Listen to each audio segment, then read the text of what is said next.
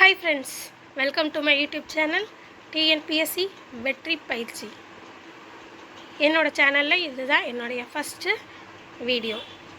இதில் நம்ம என்ன பார்க்க போகிறோம் அப்படின்னா 2025 டிஎன்பிஎஸ்சி குரூப் 4ல் கேட்கப்பட்ட ஒரு கேள்வி. அதாவது மாநிலங்களுடைய பெயர்கள் மற்றும் அது இருக்கக்கூடிய பகுதி என்ன அப்படின்னு சொல்லி மேட்ச் த ஃபாலோயிங்கில் ஒரு கொஷின் கேட்டிருந்தாங்க.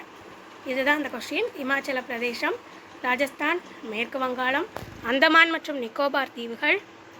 ஆப்ஷனில் ஏ, டி, பி, சி இப்படின்னு கொடுத்துட்டு மேட்ச் பண்ண சொல்லியிருந்தாங்க. இதுக்கான ஆன்சர் என்ன அப்படின்னு சொல்லிட்டு இதில் நம்ம பார்க்கலாம். முதல்ல 1950 இந்திய அரசியலமைப்பு சட்டம் நடைமுறைக்கு வந்த பொழுது 29 மாநிலங்களையும் 4 பிரிவுகளாக பிரித்து அறிவித்தாங்க. அதில் பார்ட் ஏ பிரிட்டிஷ் இந்தியாவின் கவர்னர் ஆட்சி பகுதிகள்.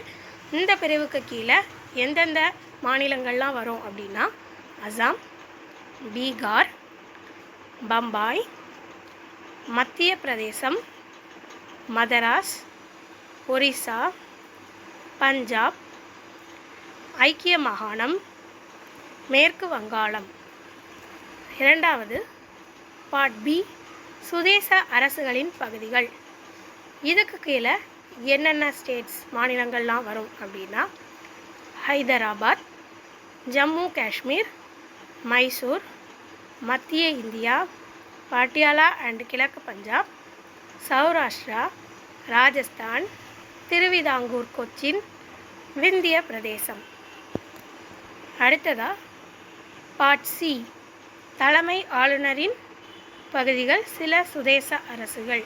இந்த பிரிவுக்கு கீழே எந்தெந்த மாநிலங்கள்லாம் வரும் அப்படின்னா அஜ்மீர், போயாஸ், பிலாஸ்பூர், பீகார், கூர்க், டெல்லி, கட்க், மணிப்பூர், திரிபுரா, ஹிமாச்சல பிரதேசம்.